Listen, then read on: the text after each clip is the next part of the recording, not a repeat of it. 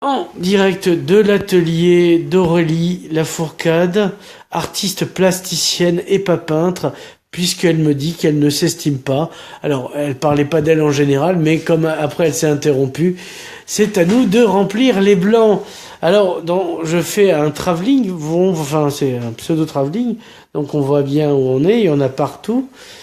Alors, raconte-moi, même les mois dont t'as passé, et les artistes plasticiennes, elles faisaient quoi avant d'en arriver là?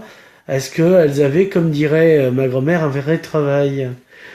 Oui, on peut dire ça. Je viens de la production en fait de films.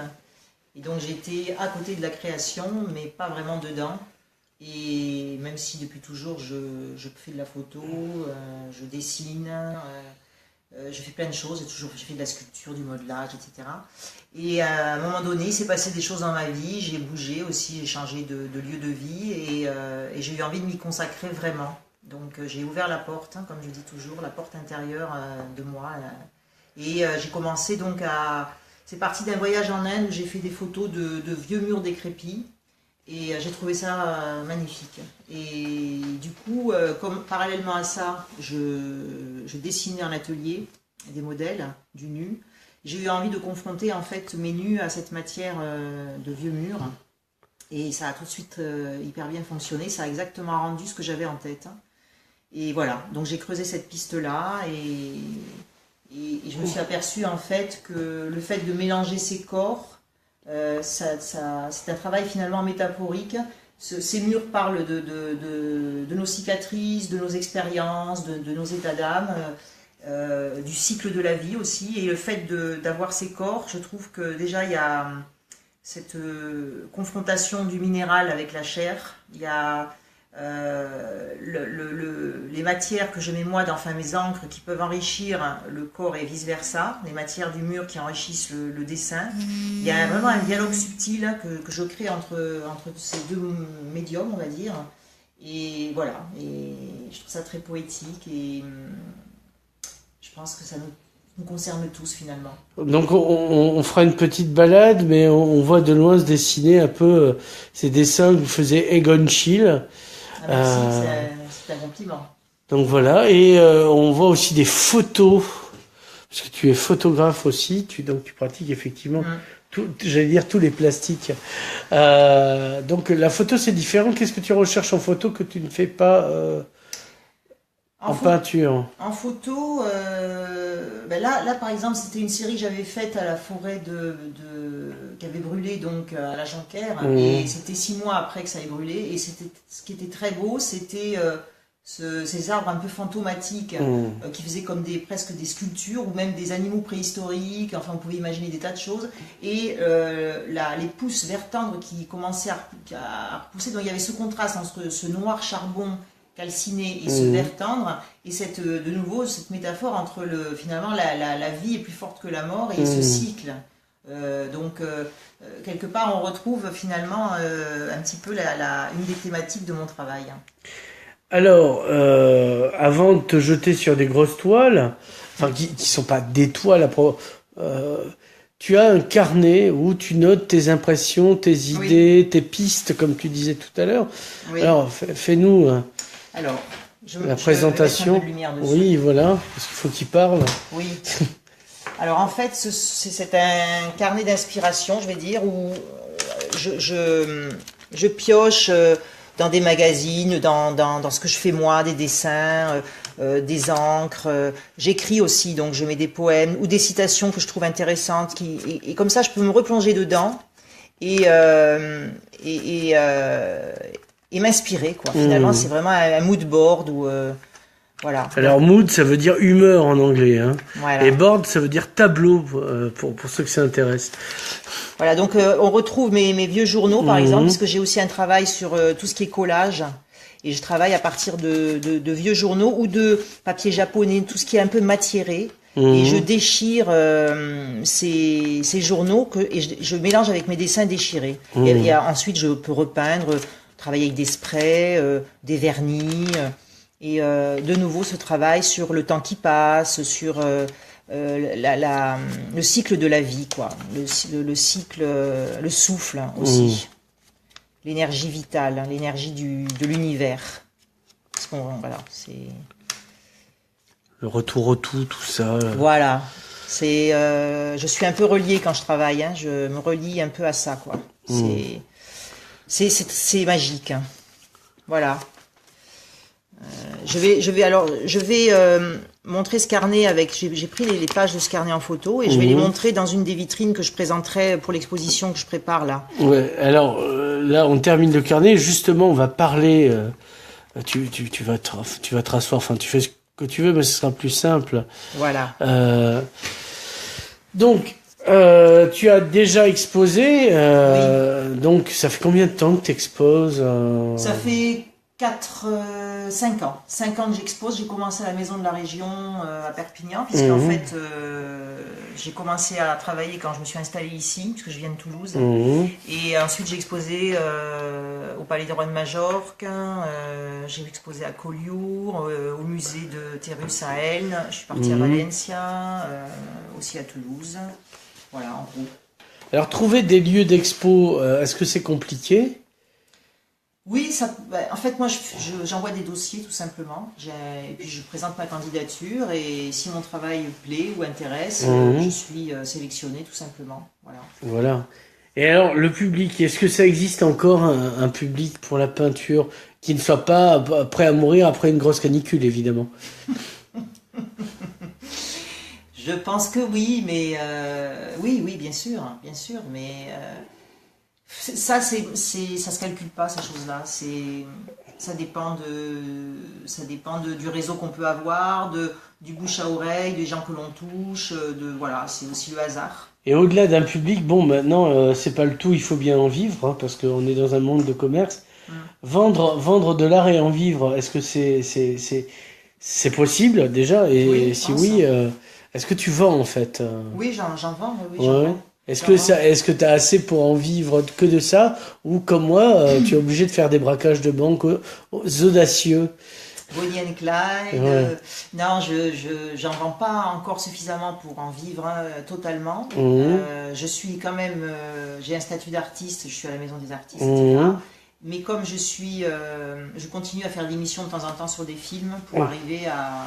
Oui, ton ancien encore métier. Voilà, je jongle un peu entre les deux. D'accord. Alors là, on va parler de Canet en Roussillon, les Hospices. Donc tu exposes à partir de... 1er avril. Oui, attention, ceci n'est pas une farce. Non, c'est vrai. Combien de toiles? Je sais pas trop parce qu'on expose. Parce que la galerie est grande. Hein, on est deux en fait à exposer. D'accord. Comme toujours dans la galerie des Hospices, hein, avec un artiste montpelliérain, Mathieu Renaud, qui travaille avec des affiches arrachées. Bon, donc il y a, voilà, parenté, comme on dirait. dirait. Il y a une parenté dans notre travail. On a des thématiques communes, enfin certaines, et on les approche différemment. Et ça, c'est intéressant.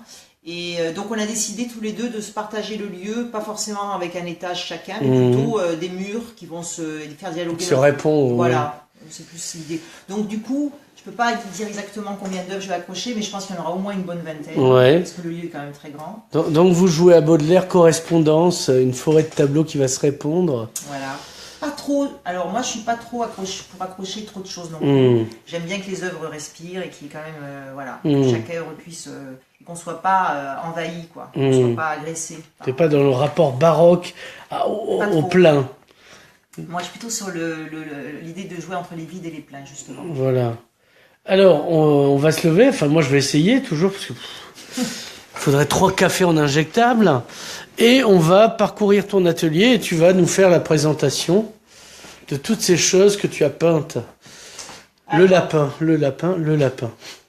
Donc voilà, ce que j'expliquais tout à l'heure, c'est donc un travail sur la matière.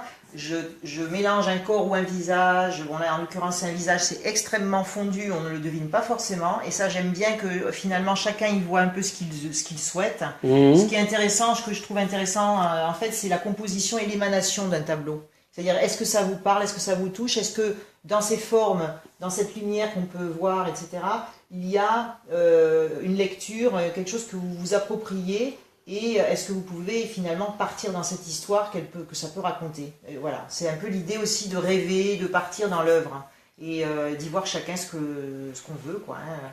Donc évidemment, hein, les coulures, la matière. Je suis assez, voilà, c'est toujours, il y a toujours cette histoire il y a des craquelures.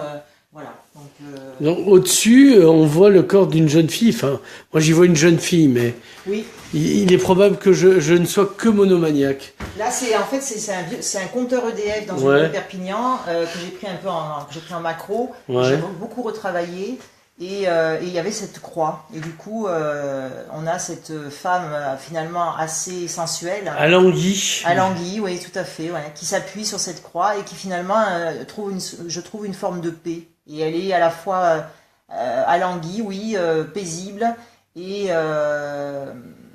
assez libre. Alors, avant de refermer le truc, on n'a pas parlé de tes collages. Oui. Parce que c'est encore un travail différent. Oui, que je présenterai aussi.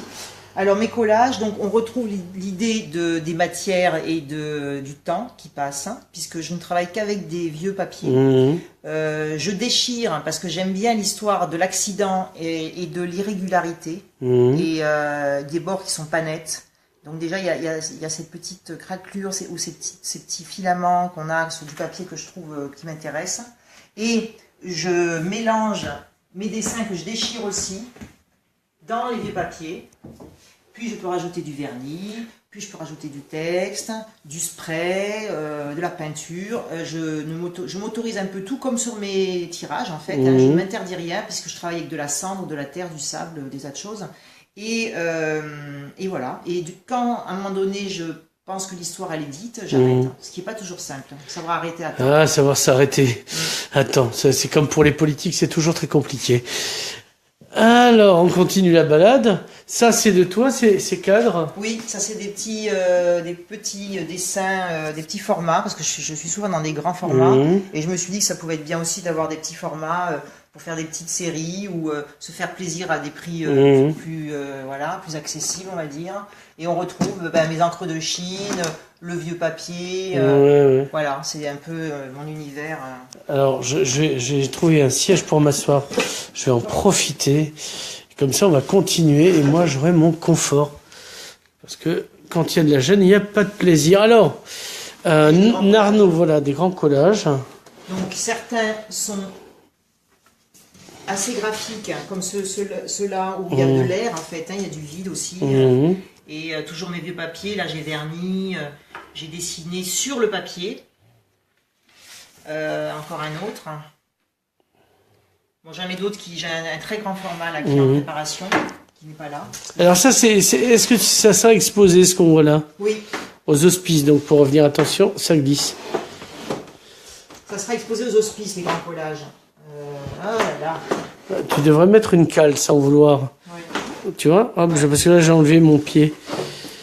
Alors, on va les mettre un peu plus. Donc on voit qu'il y a des bateaux aussi en déco. Oui, mais ça c'est... On est plus installé ici parce qu'on est amoureux de la Méditerranée. Ouais. Et que, par exemple, si je suis pas bien ou si j'ai besoin de me zénifier, je vais au bord de l'eau, je regarde l'horizon, je respire, je me remplis de cette lumière et ça va mieux. Voilà. Donc, voilà. Donc là, on continue sur toute la partie. Mes photos tableaux, j'appelle ça mes photos tableaux. Donc pareil, là on a par exemple un mur qui est très matiéré, très brut. Et on a, si on le voit, on a une femme qui semble s'envoler dans la matière. Mais qui reste très fondue. L'idée c'est la subtilité aussi. Hein, d'accord. Voilà. Là c'est pareil, c'est un panneau bleu que j'ai trouvé en bord de route. Ouais. Et voilà, et j'ai pareil, je suis partie sur c'est toujours le fond qui va, je commence par le fond. C'est le fond qui va m'inspirer en fait, sur l'histoire ou ce que j'ai envie de... Bon, des fois, c'est pas forcément toujours réfléchi, hein, les choses se font, c'est l'inconscient. Hein. Oui. C'est pas non plus toujours intellectualisé, loin de là. continue. Voilà, donc bon, il y en a partout, donc c'est Ouais. compliqué de... Hein, Peinture partout, justice nulle part, comme j'ai coutume de dire. ça, c'est un des derniers. Voilà. Qui sera présenté aussi avec des gros encadrements que je trouve très beaux. Mhm. Parce qu'il y a une belle épaisseur et que l'idée c'est aussi de retrouver sur le mur, d'avoir un morceau de mur sur son mur. Et Mhm. donc en ayant cette... ça existe quoi, le fait d'avoir une épaisseur comme ça, je Ouais. trouve que c'est... C'est une mise en abîme de mur. On va se réasseoir parce qu'on a fait à peu près le tour. Alors je vais essayer de ne pas m'écrouler en me prenant les pieds, en faisant tout tomber au passage. J'ai bien essayé parce que bon, à l'impossible, nul n'est tenu. On passe sur les dessins qui sont là. Oui, ça c'est des monotypes, parce que je fais de la gravure aussi. Ah mon Dieu, mais cette femme est extraordinaire. Il faut être curieux. Mhm. Je pense que la curiosité, c'est une énorme qualité. C'est ce qui nous maintient en vie, c'est ce qui nous donne envie d'avancer. Voilà. Et quand on est dans une démarche de création, je pense qu'on a une façon de regarder autour de soi peut-être un petit peu différente. On a une espèce de... Moi, je parle de réalité augmentée, en fait. Mhm. Et d'expérimenter des techniques, d'apprendre, de se confronter à d'autres artistes aussi qui vous transmettent. C'est vachement...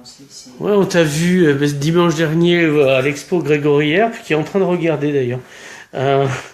Donc voilà, on te salue au passage. Donc, est-ce qu'on a fait le tour? Est-ce que il y aura un catalogue? Alors j'ai fait un catalogue pour l'expo du musée Terrus qui est très qui est très joli, je trouve. Mhm. Donc je le mettrai il sera proposé dans l'expo des hospices.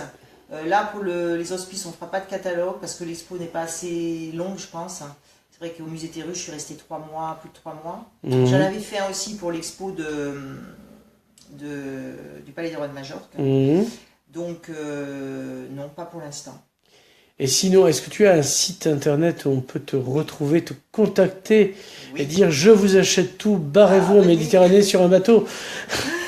Oui, j'ai un site www.aurelielafourcade, comme ça se prononce, .com, et qui peut aussi vous amener sur mon Facebook, où je publie régulièrement ce que je fais ou des shows, enfin voilà, que j'anime. Aurélie, merci. Merci Nicolas.